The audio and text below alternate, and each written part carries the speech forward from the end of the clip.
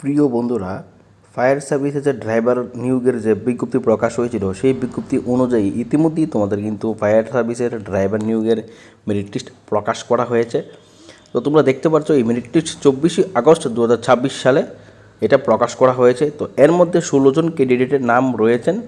SC, ST, UR, ESM সব কিছু মিলিয়ে 16 জন ক্যান্ডিডেট যারা কিনা ফায়ার সার্ভিসের ড্রাইভার পোস্টের জন্য মেরিট লিস্টের নাম এসেছে, তারা ইতিমধ্যে অফার পাবে কিছুদিনের মধ্যে। তো এখানে তোমরা দেখতে পাচ্ছ candidate name, father's name, category, তারপর date of birth, roll number, sub category, ইন্টারভিউতে কত নাম্বার পেয়েছে, টোটাল কত নাম্বার, সমস্ত কিছু, তারপর অ্যাডভার্টাইজমেন্ট নাম্বার সমস্ত কিছু তারা এখানে উল্লেখ করেছেন। তো তোমরা যারা সিলেক্ট হয়েছো তোমাদেরকে অসংখ্য অসংখ্য অভিনন্দন, কংগ্রাচুলেশনস। তো ইতিমধ্যে কিন্তু তোমরা যারা ফায়ারম্যান পদের জন্য আবেদন করেছিলে তোমাদের মেরিট লিস্ট কিন্তু প্রকাশ করা হবে। তো দীর্ঘদিন ধরে এই প্রক্রিয়াটা কিন্তু আটকে ছিল।